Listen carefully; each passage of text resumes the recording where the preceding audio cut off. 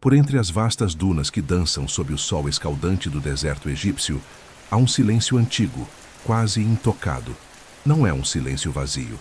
É denso, profundo, como se cada grão de areia guardasse um segredo milenar, uma memória esquecida, uma história que espera pacientemente o momento certo para ser ouvida novamente. Ao caminhar por essas paisagens que parecem imóveis no tempo, é fácil esquecer que sob os pés repousam cidades inteiras, templos, ruas, mercados, muralhas, objetos, nomes e vidas. Tudo ali, adormecido, embalado pelo manto impiedoso da areia que cobre, esconde, protege e às vezes engole por completo o que um dia foi luz, movimento, civilização. O Egito é mais do que pirâmides monumentais e faraós consagrados em livros escolares. Ele é um labirinto de ausências. Cada espaço vazio que os olhos encontram pode ser, na verdade, um palco invisível onde milhares de pessoas viveram, construíram, oraram, sonharam e desapareceram. O que nos chega até hoje é apenas uma fração, uma lasca da imensidão que já existiu. O que está visível é quase sempre o que sobreviveu ao capricho do tempo, do clima, das guerras, dos saques, dos reinos que se ergueram e ruíram, deixando para trás vestígios apagados pela areia. A verdadeira riqueza do Egito está oculta, escondida sob séculos de vento e silêncio. E é aí que entra o mistério. Por que tantas cidades sumiram? Como estruturas inteiras podem desaparecer sem deixar rastro? A resposta está na própria natureza do deserto. O Saara, esse oceano de dunas e rochas, não foi sempre o mesmo. Milhares de anos atrás, essas terras eram férteis, cortadas por rios, habitadas por povos nômades e agricultores. Com o passar dos milênios, a desertificação avançou, sepultando rotas comerciais, vilarejos, centros religiosos. A areia se move com o tempo, cobrindo aquilo que os humanos constroem, como se a terra exigisse o retorno ao silêncio. O Egito, nesse sentido, é uma biblioteca enterrada, e cada nova descoberta arqueológica é uma página reencontrada no meio do nada. Os antigos egípcios sabiam disso. Eles reverenciavam o deserto não apenas como um limite físico, mas como um território espiritual, onde a vida e a morte se entrelaçavam.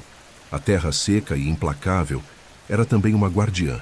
Era ela que embalava os corpos dos mortos, que ocultava os caminhos sagrados, que guardava os tesouros dos reis. Para eles, esconder algo no deserto era dar-lhe um destino eterno. O que fosse sepultado ali estaria protegido dos olhos dos invasores, dos ladrões, dos curiosos. Mas também estaria fora do alcance dos filhos do tempo. O deserto não devolve facilmente o que tomou. E, no entanto, às vezes, ele devolve. Às vezes, por uma combinação rara de intuição humana, tecnologia moderna e sorte ancestral, a areia se abre.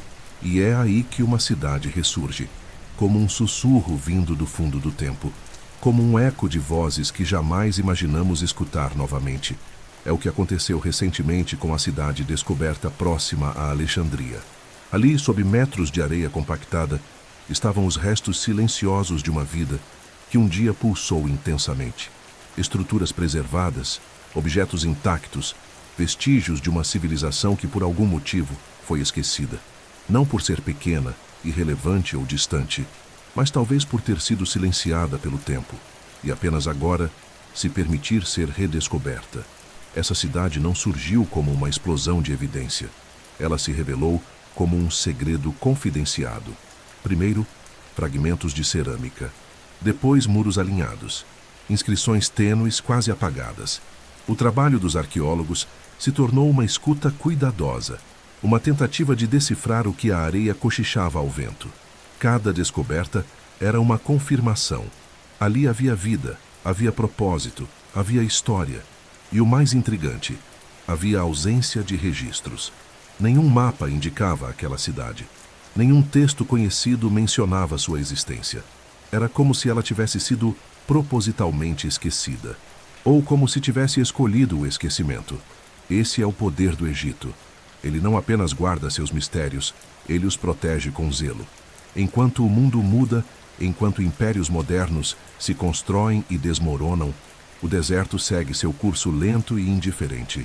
Ele não se apressa, não entrega tudo de uma vez. Ele observa, ele testa, e só quando acredita que o momento é certo, ele se abre. Quando isso acontece, não é apenas a arqueologia que é impactada. É a nossa própria noção de tempo, de memória, de presença. Descobrir uma cidade como essa é como ouvir um chamado, um lembrete de que o passado nunca está realmente morto, apenas adormecido, esperando que alguém se aproxime com paciência, reverência e escuta. E se escutarmos com atenção suficiente, talvez possamos ouvir o que mais o Egito ainda tem a nos contar. Em algum ponto entre o acaso e a insistência científica, há momentos em que a Terra decide falar. A descoberta da cidade egípcia próxima a Alexandria não começou com trombetas nem manchetes. Começou com um pequeno ruído no silêncio secular do solo, uma escavação cautelosa, um fragmento inesperado, e então outro, e outro, como peças de um quebra-cabeça que, até então, ninguém sabia sequer que existia. O local, antes ignorado, logo se transformou em um epicentro de excitação e cautela. Porque quando o solo revela o passado, ele não apenas mostra o que havia sido escondido. Ele nos obriga a reescrever o que pensávamos conhecer. Tudo começou com uma expedição rotineira. Um grupo de arqueólogos egípcios e europeus, munidos de tecnologia de radar de penetração no solo, havia mapeado regiões do deserto ao norte de Alexandria em busca de pequenos sítios de interesse. A área, relativamente plana e pouco promissora à primeira vista, escondia sob suas camadas de areia milenar uma assinatura incomum, linhas geométricas, retas demais para serem naturais. A princípio, cogitou-se tratar-se de fundações romanas ou gregas, comuns naquela zona de influência helenística. Mas à medida que as escavações avançaram, as evidências começaram a sussurrar outro nome, algo muito mais antigo. Foram encontrados restos de paredes de adobe, cuidadosamente alinhadas, formando estruturas habitacionais. Havia sinais de planejamento urbano rudimentar, ruas, divisões internas, pátios. Logo vieram as cerâmicas, não apenas utensílios quebrados, mas peças ornamentadas, com inscrições em hierático, a escrita cursiva usada durante o Império Novo. A tipologia indicava o século XIV a.C., o mesmo período de Akhenaton e Nefertiti. E foi ali, entre os cacos cuidadosamente limpos em mesas sob tendas no deserto, que surgiram os primeiros indícios do impossível, uma cidade completamente desconhecida da história oficial. As evidências se acumulavam: estatuetas, amuletos, ferramentas, inscrições em blocos de pedra. Tudo apontava para uma comunidade ativa, hierarquizada, possivelmente ligada a algum centro administrativo ou religioso. Mas o que mais chamou a atenção dos arqueólogos foram os padrões simbólicos gravados nas paredes. Discos solares com raios terminando em mãos. Um dos símbolos mais característicos do deus Aton, divindade promovida como central durante o reinado de Akhenaton. Isso mudou tudo, porque sugeria que a cidade poderia estar diretamente conectada ao período da chamada Revolução de Amarna, um dos momentos mais controversos e misteriosos da história egípcia.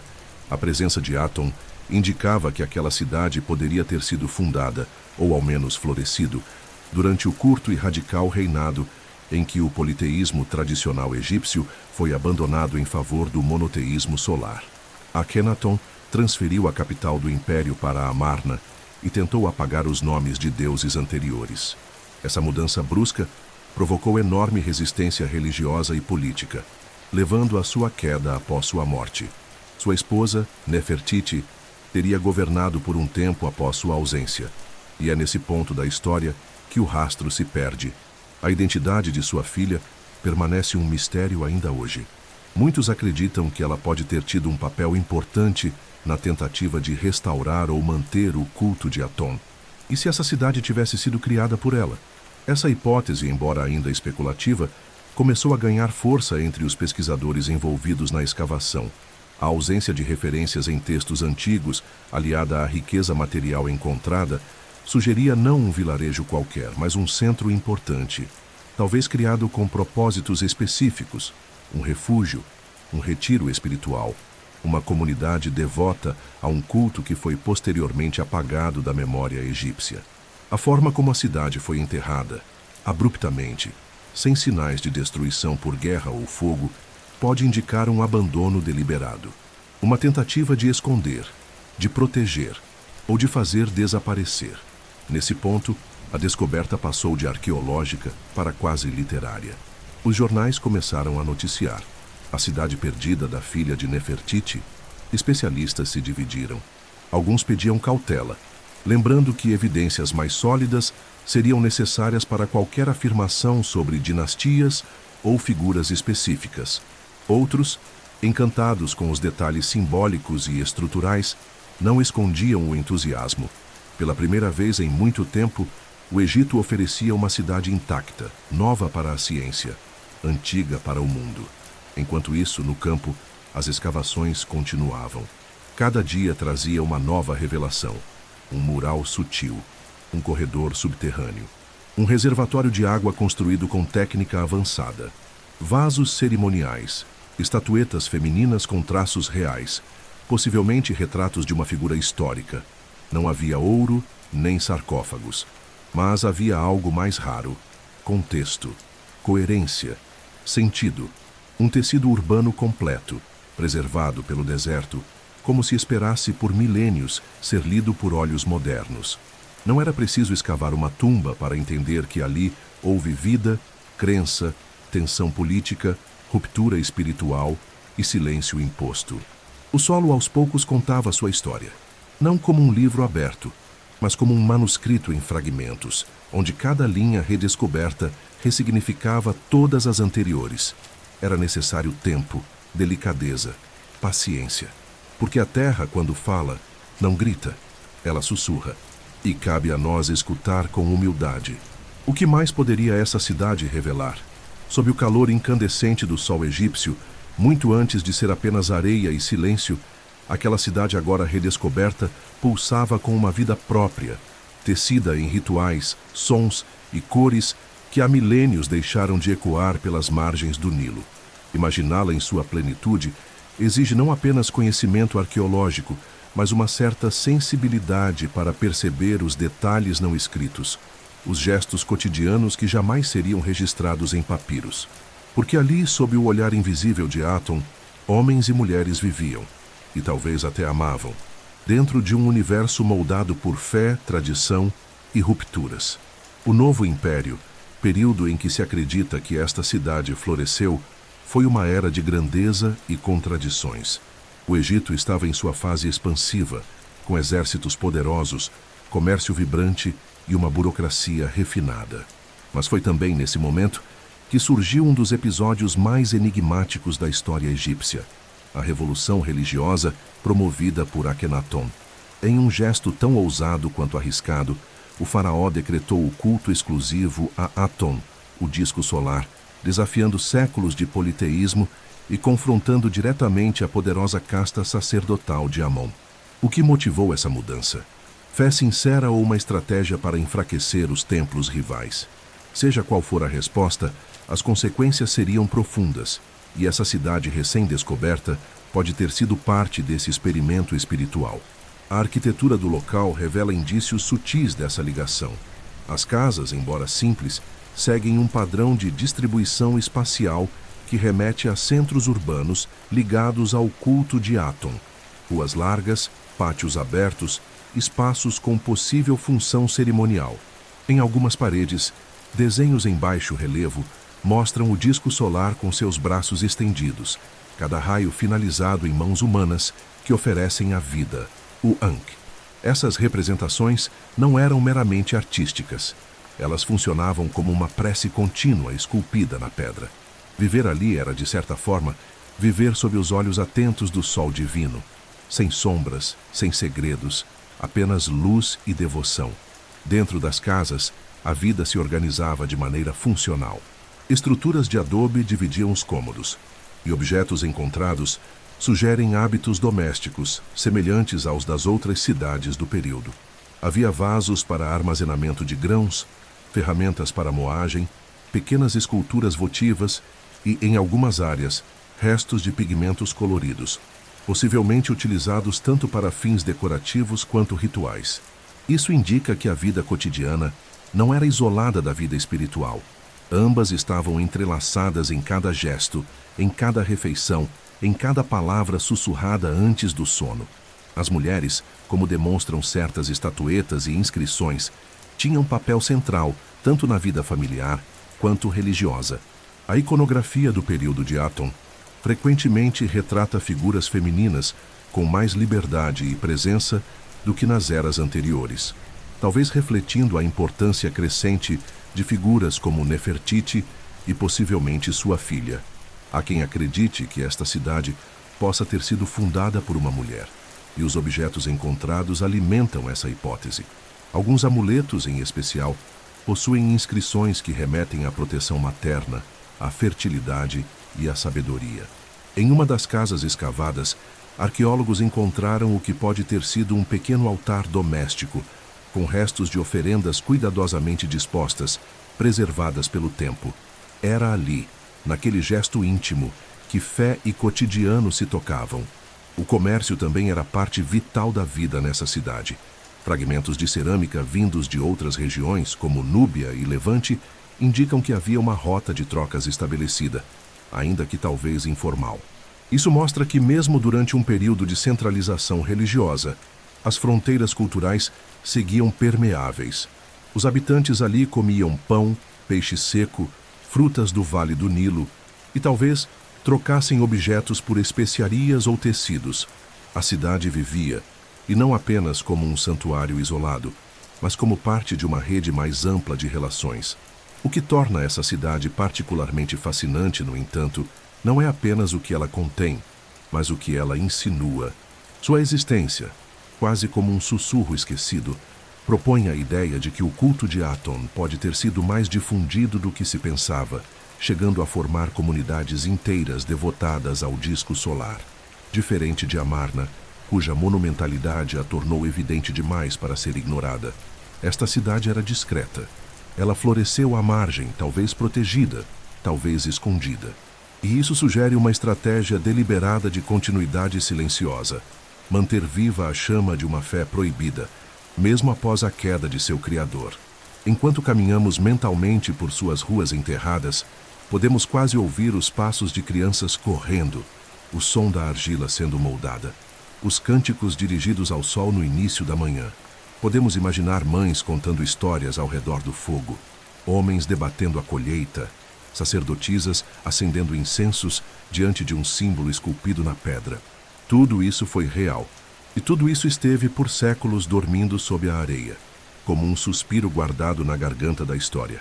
Esta cidade, agora exposta à luz novamente, não é apenas uma descoberta arqueológica, é um lembrete poético da força das crenças humanas, da resiliência cultural e da memória que insiste em sobreviver, mesmo quando apagada dos registros. Sob o sol de Aton, viveu-se, amou-se, oraram, construíram e, enfim, descansaram. Que agora despertam para contar o que a areia tentou calar. Entre as figuras mais enigmáticas da antiguidade, poucas evocam tanto fascínio quanto Nefertiti. Seu nome, que significa "a Bela chegou", atravessou séculos envolto em névoas de beleza, poder e silêncio. Rainha consorte de Akhenaton, ela foi muito mais do que uma esposa decorativa. Era uma soberana ativa, presente em cerimônias religiosas, retratada em posições de autoridade e, em muitos registros, colocada em pé de igualdade com o próprio faraó. E ainda assim, sua história termina de forma abrupta, quase como se tivesse sido deliberadamente apagada. O mesmo pode ser dito, ou talvez ainda mais intensamente, sobre sua filha, uma figura ainda mais obscura, cuja existência se fragmenta entre indícios arqueológicos, hipóteses acadêmicas e um profundo silêncio documental. Durante os anos em que Akhenaton promoveu sua revolução religiosa, Nefertiti esteve ao seu lado, tanto nos templos como nos registros oficiais. Juntos, romperam com a tradição politeísta, ergueram a cidade de Amarna e instauraram o culto exclusivo a Aton. Essa ruptura profunda causou desconforto, revolta e um redirecionamento completo da espiritualidade egípcia. Quando Akhenaton desaparece, talvez morto, talvez deposto, os registros sobre Nefertiti também se tornam escassos. Alguns egiptólogos acreditam que ela tenha reinado por um breve período, adotando inclusive um nome masculino, como corregente ou faraó interina. Outros sustentam que ela caiu em desgraça, silenciada pelo retorno do antigo culto a Amon. Mas, e sua filha? Pouco sabemos com certeza. Algumas teorias apontam para Meritaten como a mais provável sucessora espiritual de Nefertiti. Há evidências tênues de que ela assumiu funções de destaque após a morte do pai.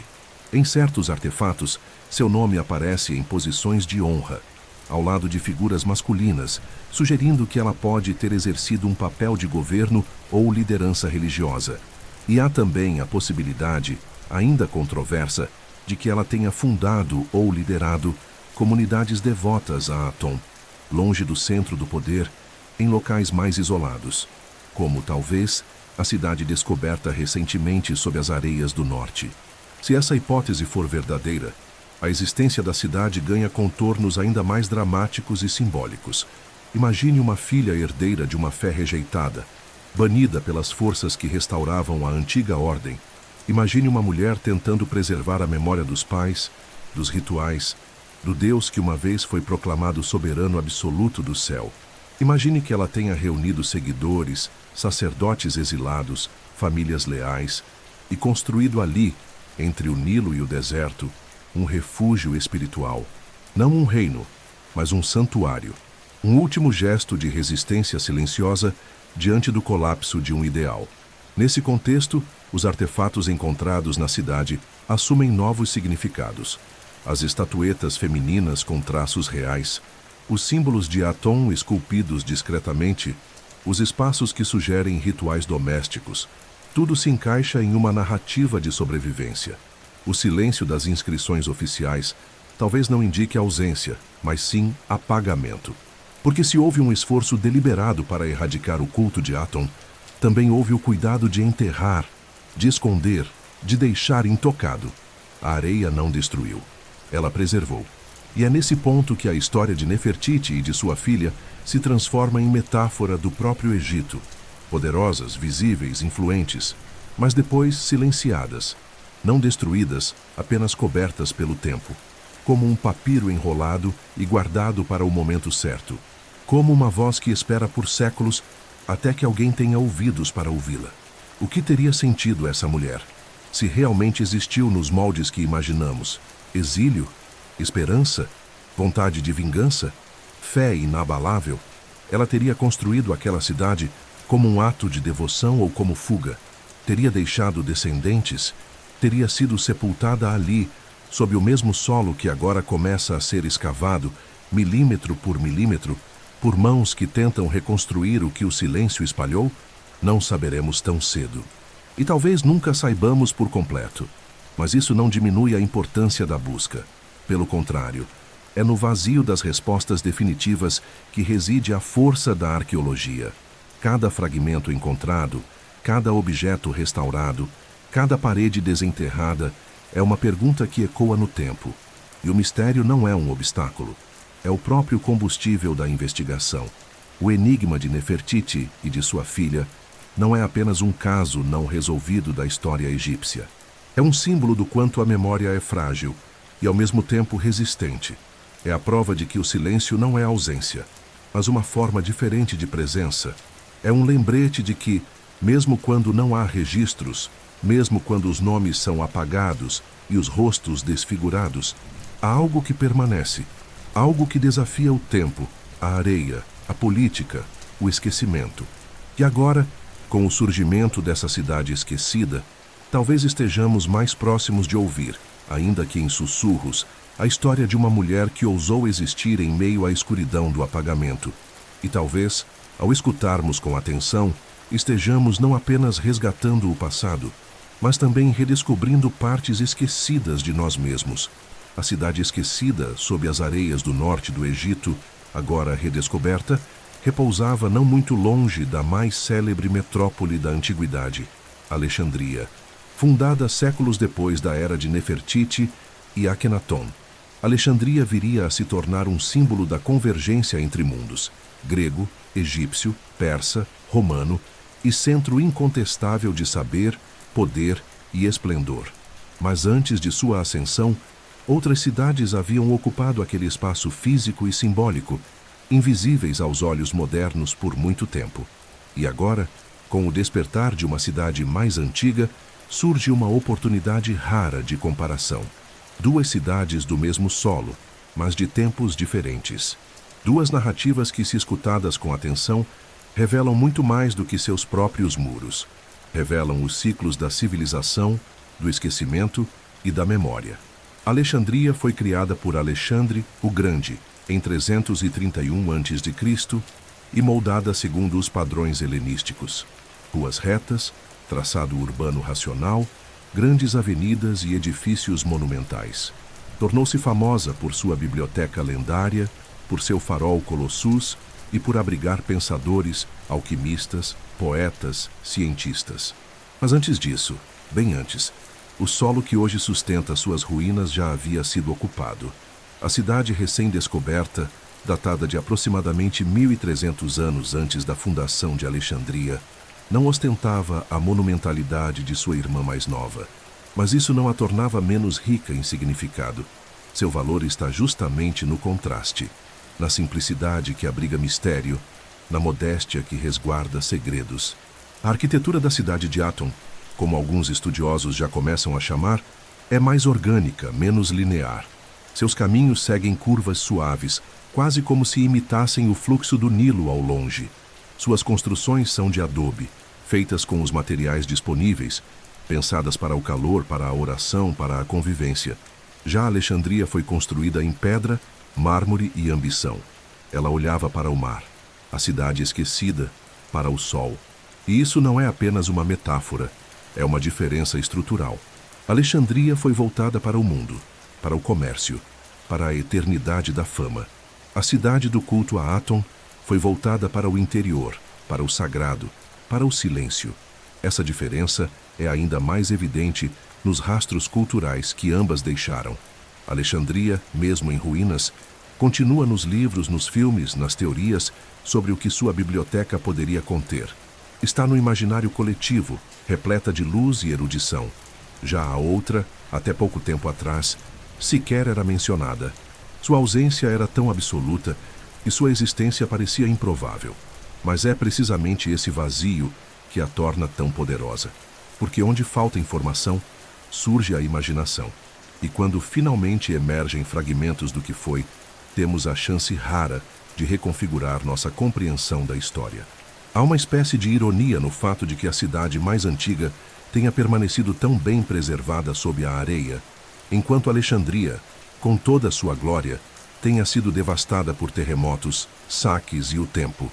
O que foi feito para durar, ruiu. O que foi escondido, sobreviveu. E isso nos leva a refletir sobre a natureza da permanência. Talvez a verdadeira durabilidade não esteja nos mármores nem nas colunas, mas naquilo que repousa fora do alcance dos olhos, protegido pelo esquecimento involuntário. Ambas as cidades, cada uma à sua maneira, foram palco de intensos movimentos culturais e religiosos. Alexandria foi cosmopolita, plural, filosófica. A cidade de Aton, intimista, devocional, espiritual. Uma oferecia saberes múltiplos, a outra concentrava-se na luz de um único Deus. E, no entanto, não há contradição em suas existências. Elas representam duas fases distintas da alma egípcia: o olhar para fora e o mergulho para dentro, a expansão e o recolhimento, a grandiosidade visível e a profundidade escondida. Comparar essas duas cidades não é uma tentativa de colocá-las em oposição, mas de entendê-las como irmãs separadas pelo tempo. Alexandria é a irmã mais nova que alcançou fama e reconhecimento, mas cuja voz foi abafada pelo colapso. A cidade esquecida é a irmã mais velha, discreta, que viveu em silêncio e cuja voz só agora começa a ser escutada. Ambas têm algo a dizer, e ao escutarmos as duas, podemos talvez compreender melhor o que é o Egito, não apenas como nação, mas como ideia. Um território onde a areia não apaga, apenas adia, onde a memória repousa, esperando o momento certo para despertar. No fundo, o Egito não se mede apenas por suas pirâmides ou seus templos. Mede-se pelo contraste entre o que foi lembrado e o que foi esquecido. E nesta dança entre visibilidade e silêncio, Alexandria e a cidade de Áton se encontram, uma erguida para ser imortal, a outra esquecida para ser preservada, e ambas agora podem finalmente se reencontrar, não nos livros, mas na imaginação viva daqueles que escutam as histórias sussurradas pelo deserto. A história da humanidade está repleta de glórias desvanecidas, cidades que brilharam como estrelas no firmamento cultural do seu tempo. Hoje não passam de poeira, fragmentos ou vagas menções em textos que escaparam por pouco da destruição. Algumas desapareceram por guerras, outras por pestes, colapsos econômicos, migrações. Mas há também aquelas que sumiram sem barulho, tragadas lentamente pelo tempo, pelo vento e pela areia. O Egito é um dos maiores palcos dessa peça silenciosa. Suas paisagens inertes escondem mais do que revelam, e o desaparecimento de civilizações sob seu solo não foi necessariamente abrupto. Foi paciente, metódico, quase ritualístico. O deserto, ao contrário do que se pode imaginar, é um agente ativo da transformação. Ele não está imóvel. Ele respira, avança, recua. Suas dunas se deslocam com o tempo, alteram a paisagem, enterram estruturas inteiras. Um vilarejo hoje pode estar à vista, amanhã pode estar invisível sob uma camada fina de areia. E com o passar dos séculos, o que era visível se torna lenda. A cidade que desaparece não o faz de uma vez. Ela vai sendo apagada aos poucos. Primeiro, os caminhos somem. Depois, os telhados colapsam. As portas apodrecem. Os muros desmoronam. E, por fim, o nome se apaga. A memória, como a areia, cobre tudo. Esse processo não é aleatório. Ele depende de uma série de fatores interligados: geografia, clima, abandono humano, alterações nos cursos d'água. O Egito, apesar de ser conhecido pelo seu rio vital, o Nilo, também sofreu com mudanças ambientais severas ao longo da história. Secas prolongadas, enchentes imprevisíveis, deslocamentos de tribos e centros de poder. Quando uma cidade perdia sua razão de ser, seja uma rota comercial, um rio próximo ou a proteção de um faraó, ela era, aos poucos, deixada para trás. E o deserto, como uma criatura silenciosa, assumia o controle. Há algo quase simbólico nisso. Como se a própria natureza do Egito exigisse essa dança com o tempo. O que hoje parece eterno, amanhã pode desaparecer. E o que foi esquecido, um dia pode voltar. Essa oscilação entre presença e ausência é parte do espírito do lugar. A cidade redescoberta próxima a Alexandria é uma prova viva dessa lógica ancestral. Ela não foi destruída por inimigos, não foi queimada nem saqueada. Ela foi abandonada. E o abandono, em contextos como esse, não é falha, é destino. As civilizações desaparecem porque são frágeis. Não importa quão avançadas, organizadas ou espiritualmente elevadas sejam, elas estão sempre à mercê de forças maiores: o tempo, o clima, a natureza, o acaso. E também os próprios humanos, que constroem e destroem com igual fervor. A cidade de Áton, como alguns já a chamam, é um lembrete de que o silêncio pode ser tão revelador quanto o som, e que há desaparecimentos que não são perdas, mas transformações. Para os antigos egípcios, isso fazia parte da lógica do mundo. A destruição não era o fim, era apenas uma etapa do ciclo. O que morre, renasce. O que é enterrado, um dia retorna. A areia que cobre é a mesma que protege. O vento que apaga é o mesmo que um dia poderá soprar e revelar. Esse entendimento cíclico do tempo é visível em seus mitos, em seus rituais, em sua própria forma de construir.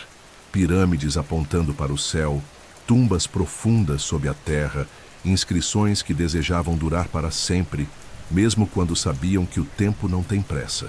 E o tempo de fato não tem pressa. Ele permite que camadas se formem, que cidades inteiras sejam esquecidas, que os nomes sejam apagados. E um dia, quando tudo estiver maduro o suficiente, ele entrega de volta um fragmento. Como quem abre um baú antigo, não para devolver tudo, mas apenas o suficiente para reacender a memória. Foi assim com Tebas, com Amarna, com Tanis, e agora é assim com esta nova cidade que despertou sob o norte do Egito. Cada pedra desenterrada não é apenas uma peça arqueológica, é uma confissão do tempo. O desaparecimento de uma civilização, nesse contexto, é menos uma tragédia e mais uma metamorfose. Nada se perde por completo. O que existiu deixa rastros, mesmo que invisíveis. E o trabalho do historiador, do arqueólogo, do curioso, é ler esses rastros com cuidado, com reverência, com o silêncio necessário para escutar o que o vento tenta dizer. Porque às vezes a areia não quer esconder. Ela só quer contar uma história, mas do seu jeito, no seu ritmo. E cabe a nós estar atentos, porque no fim todas as civilizações desaparecem, mas nem todas são redescobertas. Em meio ao silêncio imenso que paira sobre as ruínas de uma cidade esquecida, há uma linguagem que não se forma com sons, mas com vestígios. Uma gramática feita de pedra, fragmento, sombra e ausência. Quando arqueólogos caminham sobre o que sobrou de um passado soterrado, o que eles buscam não são apenas objetos, mas vozes. Vozes que resistem ao tempo, não por meio de palavras faladas, mas por meio daquilo que permanece. Uma parede manchada, uma escada que leva a lugar nenhum, uma tigela ainda com vestígios de farinha petrificada. Essas são as falas dos que já se foram, e é preciso escutá-las com os olhos. A cidade desenterrada nas areias do norte do Egito sussurra com essa linguagem ancestral. Cada estrutura, cada corredor, cada bloco de adobe carrega consigo marcas do uso, da rotina, do gesto. Os espaços abertos entre casas não são vazios, são vestígios de encontros. Os altares de pedra, gastos pelo tempo, ainda conservam a energia de antigas preces. E até mesmo os escombros dizem algo sobre o abandono, sobre o medo, sobre o fim. O silêncio que ali habita não é ausência de som, mas presença concentrada de memória. A arqueologia moderna aprendeu a respeitar esse tipo de comunicação. Já não se escava apenas para encontrar peças raras ou riquezas materiais. O que importa agora é o contexto, a nuance, a delicadeza. Um pequeno fragmento de tinta em uma parede pode revelar mais sobre o cotidiano de uma civilização do que um sarcófago dourado. Um vaso quebrado, se encontrado no cômodo certo, na posição certa, pode contar como uma família comia, dormia, orava.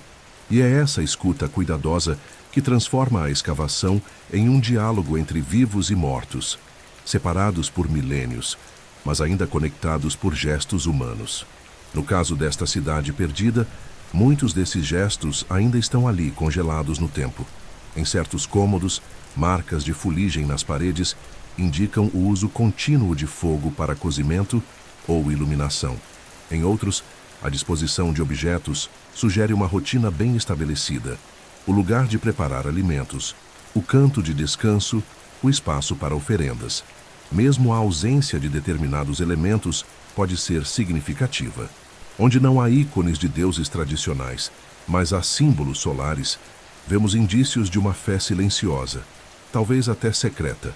O silêncio também fala, e às vezes mais alto do que o som. Os arqueólogos envolvidos na escavação descreveram a sensação de estar invadindo um mundo que ainda respira.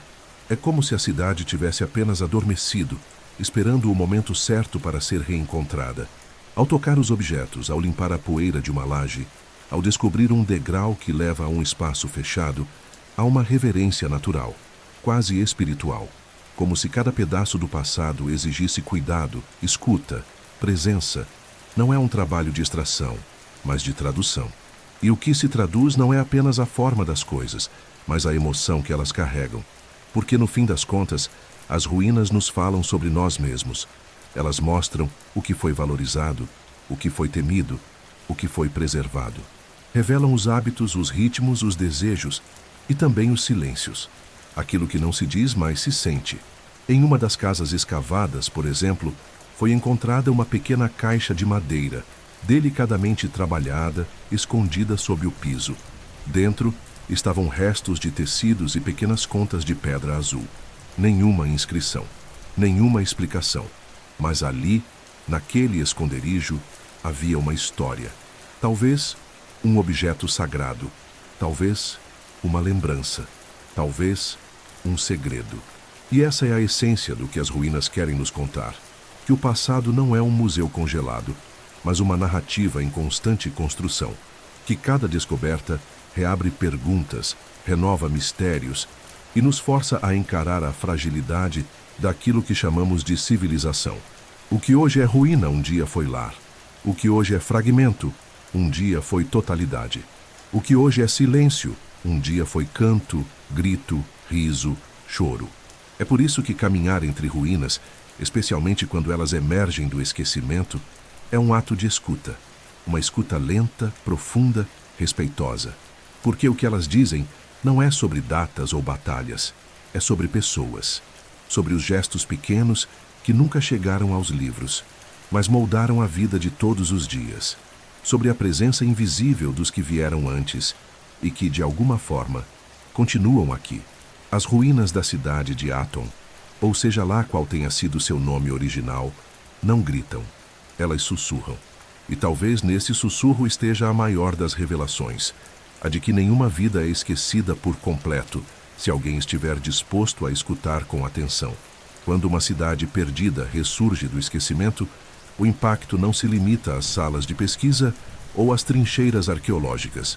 A redescoberta de uma civilização, por menor ou desconhecida que pareça, lança ondas que reverberam muito além da ciência.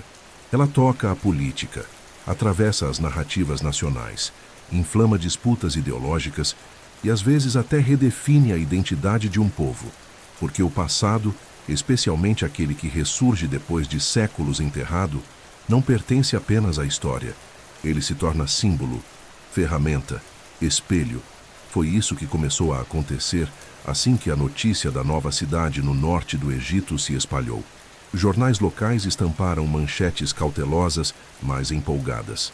Sites internacionais de arqueologia começaram a cobrir os avanços da escavação. E rapidamente, o governo egípcio reconheceu o potencial cultural e estratégico da descoberta. Porque, mais do que um achado acadêmico, o retorno dessa cidade ao mundo visível era uma oportunidade, uma chance de reforçar o Egito como o berço das civilizações antigas. Um lembrete ao mundo de que ali, sob as areias, ainda há histórias inacabadas, e que é o povo egípcio o guardião legítimo dessas memórias. Nas conferências oficiais, os discursos começaram a destacar não apenas a importância científica da cidade, mas seu valor simbólico. A ideia de que uma civilização inteira poderia ter sido apagada apenas para ser redescoberta por mãos egípcias tornou-se uma narrativa poderosa. A cidade passou a ser apresentada como prova de que o Egito ainda tinha segredos a oferecer. E que, diferente do que muitos pensavam, a era das grandes descobertas arqueológicas no país estava longe de acabar. Mas junto com o prestígio, veio o peso da responsabilidade. Redescobrir é apenas o começo. O que fazer com o que foi reencontrado? Como proteger, preservar, interpretar e, ao mesmo tempo, integrar essa nova peça no delicado mosaico da história oficial? Não são perguntas simples. A arqueologia, quando se depara com o inesperado, desafia o que se acreditava saber. E nem sempre as estruturas políticas ou culturais estão preparadas para acolher o novo. A cidade recém-exposta apresentava símbolos associados ao culto de Aton, uma religião que foi oficialmente condenada após a morte de Akhenaton. Em outras épocas, esse tipo de descoberta poderia ter sido descartado ou reinterpretado para se adequar ao discurso dominante. Mas hoje, com o olhar mais aberto para a complexidade do passado, há um esforço, ainda que delicado, de reconhecer essas nuances. Ainda assim, as discussões permanecem acaloradas. Qual o lugar da filha de Nefertiti na história egípcia? Ela foi uma rainha, uma rebelde, uma mártir espiritual? As respostas a essas perguntas moldam narrativas, e narrativas moldam identidades. Enquanto isso, no campo científico, a cidade se transforma em um laboratório vivo. Equipes de arqueólogos, epigrafistas, restauradores e historiadores trabalham lado a lado, em colaboração internacional, mas sob a supervisão rigorosa do governo egípcio. Há drones sobrevoando sítios, escaneamentos em 3D sendo realizados, microescavações conduzidas com instrumentos delicados, como pincéis de maquiagem. Tudo documentado, tudo analisado. Porque, neste momento, qualquer erro de interpretação pode ecoar por décadas. Ao mesmo tempo, crescem os apelos por preservação. O turismo, fonte vital de renda para o Egito moderno, já começa a olhar para o novo sítio como uma possível atração futura. Mas o dilema é inevitável. Como tornar acessível algo que só foi preservado por ter permanecido escondido? A tensão entre exploração e conservação é um fantasma que ronda toda descoberta arqueológica. E aqui, com uma cidade praticamente intacta, essa tensão é ainda mais aguda. O Egito quer mostrar seu passado, mas também precisa protegê-lo do presente. E no meio disso tudo, há a memória nacional. A redescoberta de uma cidade esquecida mexe com o imaginário coletivo. Ela reaviva o orgulho, mas também exige maturidade histórica, porque reconhecer que uma parte importante da própria história havia sido esquecida ou silenciada é, ao mesmo tempo, um gesto de humildade e de força. E é esse gesto que começa a emergir. A cidade, agora iluminada pela curiosidade do mundo, desafia os egípcios modernos a revisitar seus próprios mitos fundadores, suas lendas, suas narrativas. E, talvez, a reinventar o que significa ser herdeiro de uma das civilizações mais antigas da Terra. A ciência faz perguntas, a política oferece discursos e a memória nacional constrói sentidos. Nesse entrelaçamento de forças, a cidade de Aton, ou seja lá qual tenha sido seu nome original, se transforma em muito mais do que pedras e paredes. Ela se torna uma ideia, um campo de disputa simbólica, um espelho do presente refletido no passado. E o mais curioso é que, mesmo após tudo isso, ela continua ali, em silêncio, deitada sob o céu do norte, entre os ventos do deserto e os sussurros do Nilo, testemunha de seu próprio desaparecimento e agora, novamente, de sua ressurreição, para além dos registros oficiais, das cronologias cuidadosamente preservadas em museus e das versões autorizadas da história egípcia, existe um outro Egito, nebuloso, fragmentado, muitas vezes desacreditado. Um Egito que se sustenta em ecos de vozes apagadas, em símbolos indecifráveis, em mitos que persistem mesmo quando os livros os ignoram. É nesse território marginal, onde a ciência hesita e a imaginação se fortalece, que florescem as teorias alternativas, saberes ocultos, interpretações não convencionais que, por mais controversas que sejam, revelam uma profunda necessidade humana, a de encontrar sentido onde o silêncio reina. A cidade recentemente descoberta nas areias do norte, por exemplo, já começa a atrair os olhares não apenas de arqueólogos, mas também de teóricos independentes, místicos, estudiosos de religiões antigas, buscadores espirituais. Para eles, essa cidade não é apenas mais um sítio arqueológico, é um portal, uma chave, um vestígio de algo maior que foi escondido deliberadamente. A ausência de referências históricas explícitas, o simbolismo solar, a possível ligação com figuras femininas poderosas, tudo isso alimenta especulações que vão além dos limites do academicismo. Há quem veja, por exemplo, nessa cidade, sinais de uma linhagem espiritual perdida, uma tradição esotérica que teria sido suprimida após a queda do culto de Aton. Segundo essas correntes de pensamento, Akhenaton e Nefertiti não foram apenas reformadores religiosos, mas iniciados em uma sabedoria solar ancestral, oriunda de tempos muito anteriores ao que se considera histórico. Essa sabedoria, dizem, não era apenas teológica, mas também cósmica. Uma conexão direta entre o ser humano e as forças celestes.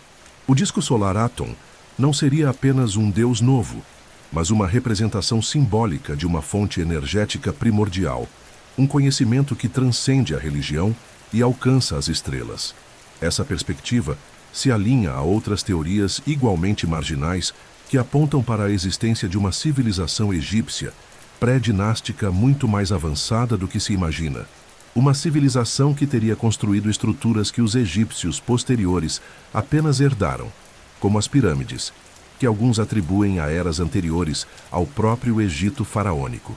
Para esses teóricos, a cidade recém-descoberta poderia ser uma das cidades filhas desse conhecimento antigo. Um entreposto, um refúgio, talvez até um arquivo sagrado onde parte dessa sabedoria teria sido preservada antes do colapso final. No campo das tradições orais, há lendas que falam de cidades enterradas sob a areia que guardam os nomes verdadeiros dos deuses. Segundo essas crenças, cada divindade teria um nome secreto, conhecido apenas por iniciados, e pronunciá-lo seria despertar um poder que a humanidade ainda não está pronta para compreender. Os símbolos encontrados nas paredes da nova cidade, principalmente os que envolvem o disco solar e os raios com mãos humanas, são frequentemente interpretados por esses estudiosos como códigos. Códigos que, se decifrados, revelariam uma cosmologia perdida. Outras correntes mais sincréticas chegam a conectar essas teorias com narrativas de Atlântida, de civilizações submersas ou de seres superiores que teriam guiado os egípcios antigos. A cidade de Aton, para essas visões, poderia ter sido uma espécie de santuário onde o saber atlante teria sido transmitido e ocultado, à espera de tempos em que pudesse ser revelado sem perseguição ou destruição. Esses relatos, embora rejeitados pelo campo acadêmico tradicional, encontram eco em comunidades espalhadas pelo mundo e muitas vezes geram pesquisas paralelas, interpretações astrológicas, estudos sobre alinhamentos cósmicos e até reconstruções digitais baseadas em padrões geométricos sagrados. Por mais controversas que sejam, essas teorias dizem algo essencial, que o passado é mais do que um acervo de datas e fatos. Ele é também um campo simbólico, um território onde a imaginação coletiva deposita seus anseios, seus medos e seus mistérios. O Egito, com sua atmosfera densa, sua iconografia fascinante e seus monumentos quase sobrenaturais, sempre foi solo fértil para esse tipo de busca. A cada nova descoberta, como a da Cidade Perdida, essas narrativas alternativas ganham novo fôlego, porque onde há lacuna, nasce o mito. A ciência, é claro, exige provas, rigor, evidência, e ela tem sua função vital nesse processo. Mas a presença dessas correntes marginais nos lembra de algo importante, que a história é também um diálogo com o invisível, e nem tudo o que importa pode ser medido ou datado, e que há perguntas que talvez nunca sejam respondidas, mas cuja existência já é, por si só, profundamente reveladora. No fim, o Egito que não está nos livros não é menos real. Ele apenas vive em outro plano. Um plano onde a areia sussurra verdades esquecidas, onde símbolos vibram em silêncio, onde o tempo não é linha, mas espiral. E nesse plano, a cidade recém-descoberta não é apenas um sítio arqueológico, é uma fenda, um convite, um lembrete de que, às vezes, é no que não foi dito que mora a parte mais importante da história.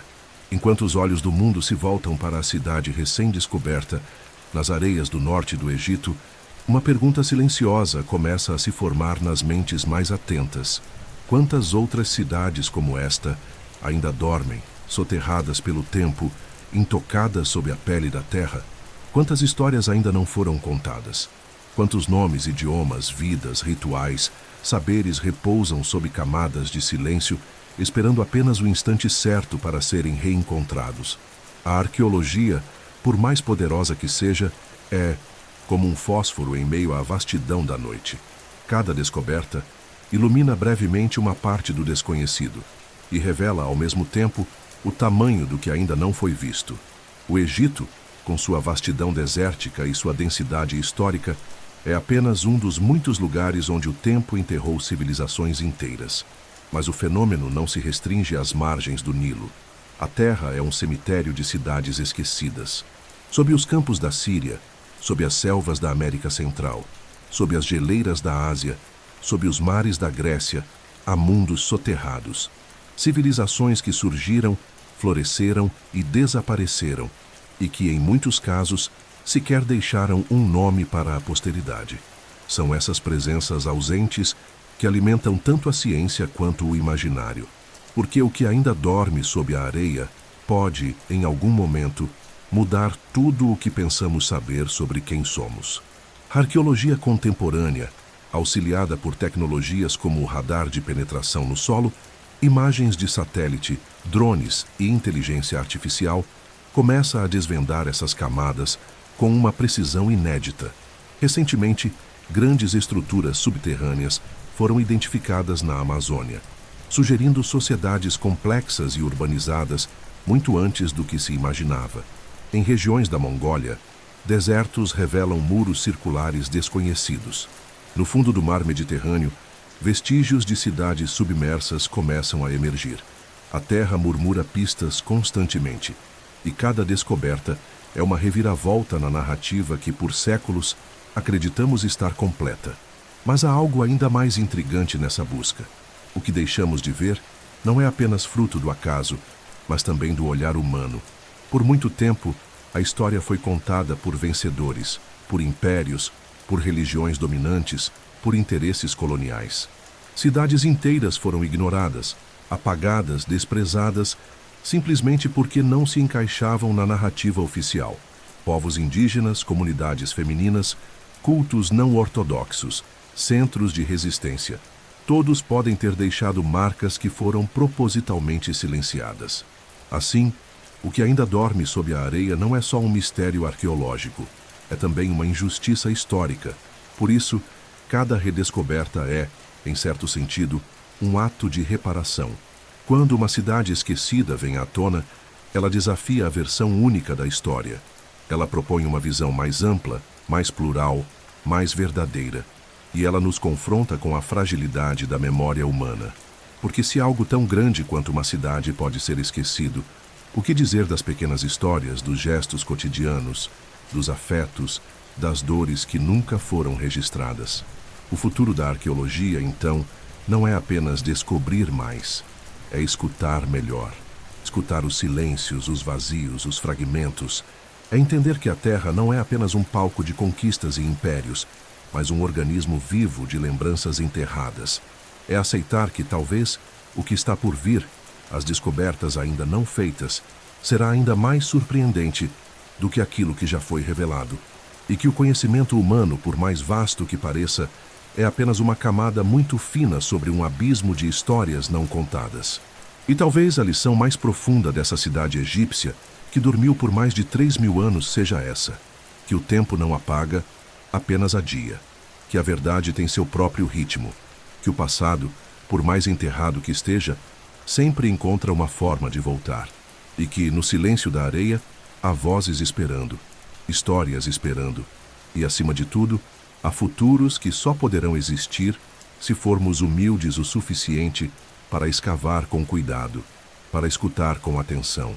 E para lembrar que, no fundo, todos somos também feitos de camadas, de ruínas, de lembranças, porque talvez um dia alguém também escave o que restou de nós. E agora que caminhamos juntos por entre os vestígios desta cidade esquecida, agora que ouvimos o silêncio dos blocos, dos altares e das sombras, talvez reste apenas uma pergunta: o que dentro de nós também estava enterrado? Porque ao escavar a terra, escavamos a nós mesmos. Ao soprar a poeira de um artefato antigo, removemos também as camadas de ruído que cobrem nossa própria memória. E é aí que a história toca a alma. Não como um fato frio, mas como um espelho do que somos e do que deixamos de ser. Essa cidade que dormiu por mais de 3.000 anos não está sozinha. Ela é uma entre tantas, mas por algum motivo foi ela que emergiu agora, nesse tempo, nesse mundo, nesse instante. Talvez porque estejamos, nós também, prontos para escutá-la. Talvez porque tenhamos, enfim, a tecnologia, a sensibilidade, a maturidade, para não apenas ver pedras e muros, mas reconhecer gestos, intenções, espiritualidades soterradas. Talvez porque estejamos redescobrindo o valor do que é silencioso, simples e invisível. E enquanto você fecha os olhos e deixa essa história repousar dentro de si como uma semente, lembre-se, o passado não está atrás, ele está embaixo, ele está por dentro. Ele vive nas perguntas sem resposta, nas lacunas dos livros, nos fragmentos de um mundo que ainda pulsa, mesmo que sem voz. E às vezes, basta parar, respirar, escutar, porque a areia sussurra, e quando ela sussurra, é o tempo que desperta. Boa noite, e que os sonhos te levem para lugares que ainda dormem, esperando por olhos dispostos a enxergar o invisível.